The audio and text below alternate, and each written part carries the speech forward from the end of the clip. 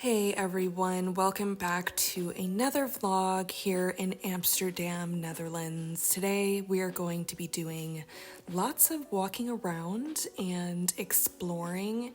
One of these days that is captured in the video, it's Axel's birthday. Another day was a Saturday that we just walked around to a bunch of different markets and neighborhoods. So that's what you're gonna see here. In the meantime, while you all are watching, I thought I would talk about a couple of things that are just very different here in Amsterdam as compared to back in the States. So this is just based off of my experience. I probably will make some generalizations here. There are always exceptions to things that are common or on average, so just keep that in mind. The first thing that I definitely noticed when I first got here was that in the summer the days are longer, so it gets dark around like 10:30 to 11 p.m., which is awesome. I mean, who doesn't want it to be bright all day? Bye-bye seasonal depression, you know what I mean? But because the days are longer in the summer, that means the nights are longer in the winter. So it's gonna be dark for longer, and that is no bueno. Definitely gonna have to make some weekend trips to more sunny areas to avoid that.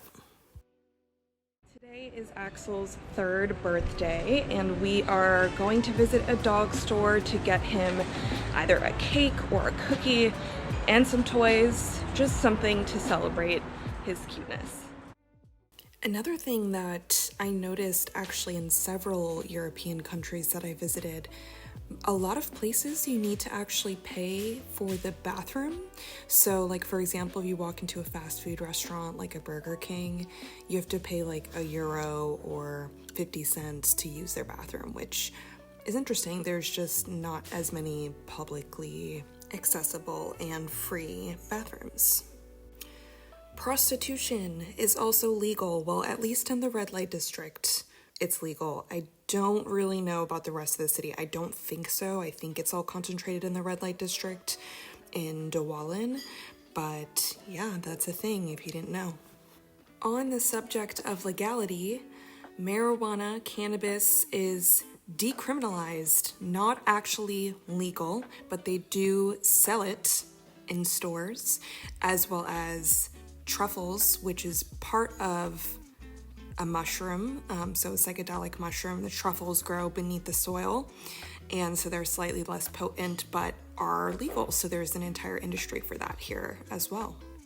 The tap water here tastes better than the bottled water. Very interesting concept, because the tap water in the States literally sucks ass, so probably should not have said that, but that's okay. Something about the tap water though is that it has a lot of calcium built up in it, so I really don't know the long-term repercussions of drinking lots of tap water in this country. I probably should look that up. This one's a doozy, okay? There really are no superstores here, so Target, Walmart, places that you can just get everything you could possibly need all in one consolidated location, that does not exist. They have HEMA, which is kind of like a TJ Maxx, but they also have TK Maxx, which is essentially TJ Maxx, but it's kind of just a department store. Like, it's not like Target or Walmart. So be prepared to make several trips to several stores to get everything you need. I think I mentioned this one in my last vlog, but grocery stores are also smaller. If you hear crunching in the background, it's my dog eating a chicken foot, so just ignore that. But grocery stores are smaller, so less options. Like in the States, you might have like 20 hot sauce options. Here, there would be like 2 or 3. So kind of a good thing, kind of a bad thing if you're picky, so just keep that in mind. This is a really good one for me as a vegan. Most of the fast food restaurants, and just restaurants in general, but I was mostly surprised by the fast food restaurants, have vegan options, like have an entire vegan menu, multiple things that you can choose from. So McDonald's, Burger King, KFC, I can eat at all of those places. There's a really creepy mannequin at this market. I had to show that. This is very different than the United States because I can eat vegan at Taco Bell in the US.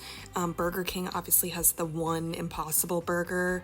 Dunkin' Donuts dabbled with having like an Impossible type sandwich and then they got rid of it. Starbucks has the one Impossible sandwich with egg and cheese, so I have to get it without that. So it's just less accessible in the States. If you are a dog lover, this is the place for you because dogs are pretty much allowed in most buildings except for grocery stores and supermarkets. Of course, make sure to call ahead to confirm that they do allow dogs, but the other day I was at a bar and I brought Axel in with me. It was like a legitimate bar/restaurant and he was just sitting in the booth with me, so that was cool.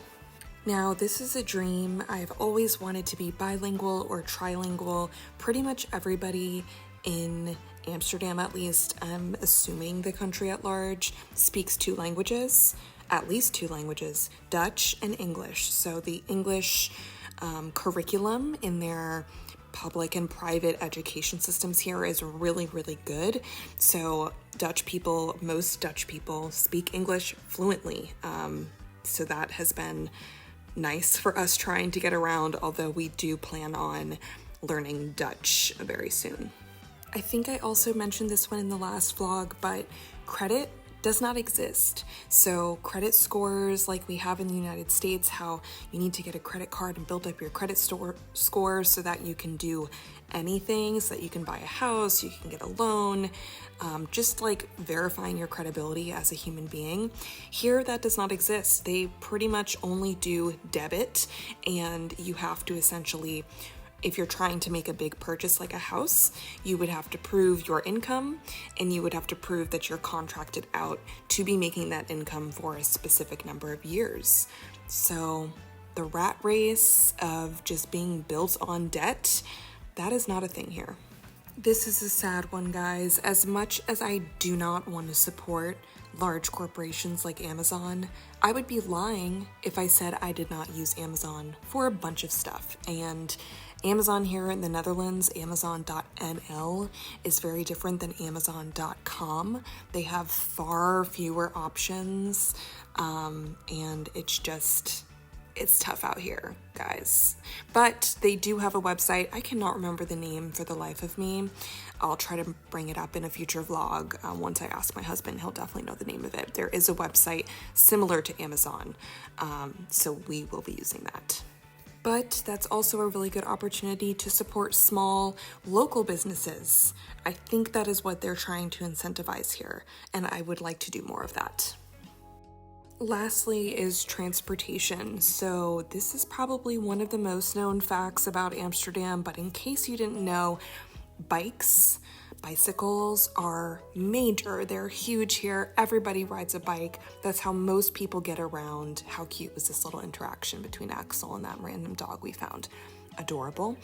But most people ride bikes, walk, take public transport like the metro or the tram, which is kind of like a bus/trolley. So yeah, I don't have a bike yet, so needless to say, I've been getting my steps in. But those are all of the main things, guys, that I've noticed as major differences between the States and here in the Netherlands so far. Thanks for watching, and I'll see you next week.